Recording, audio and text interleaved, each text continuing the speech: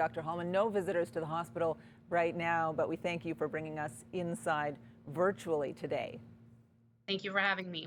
So I understand that you actually volunteered to be one of those working in this COVID-19 ward. Why is that? I'm certainly not the only one who volunteered. We're a group of 40 and many of us volunteered. But for me, it was, I think that a sense of responsibility, and also I'm still relatively young. I'm healthy, and I don't have anyone at home that I live with. And I think that that's a big burden on a lot of people, not knowing exactly what the process is once you go home. So to me, it made sense.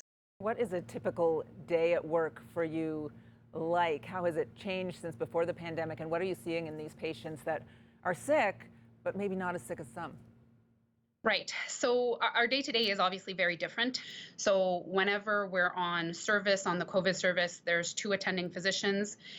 We co-manage all of the patients because this is a new disease for everyone. And so it's really nice to have a colleague to bounce ideas off of and to collaborate on how we are going to treat the patients. And then the other thing has actually been somebody there to spot you for donning and doffing, because, we know that we're exposed more on a daily basis while we're managing the COVID team, and having that extra security in place is really important. And in the afternoon, truthfully, our day is mostly spent making phone calls, because as you mentioned, there are no visitors right now at the hospital. And that's really hard for patients, and it's really hard for their family members. That's a different role, right? Really having to be that family member and friend as well as a doctor to your patients.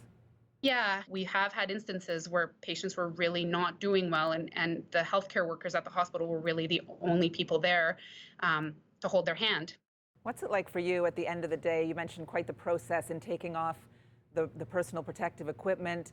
You go through that, you go home. How do you unwind? And does a lot of your mind stay on the hospital and worrying about those PPE levels and whether the proper steps are going to be there to keep you safe in what you do when you're doing this very intense work?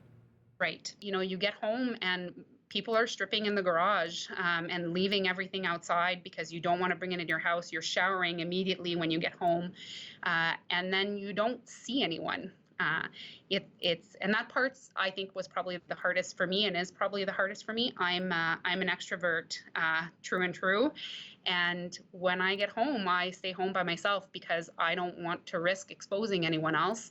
And I don't want to risk exposing myself either, potentially, because then it's a domino effect when you're in the hospital looking after patients and exposing your colleagues.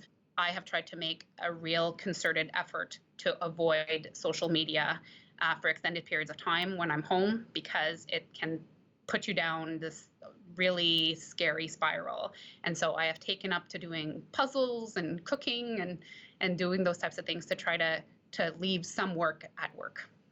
A little self-care so you can continue to do this very vital work in our community. Dr. Samantha Halman, our thanks to you and your entire team. We appreciate you doing this.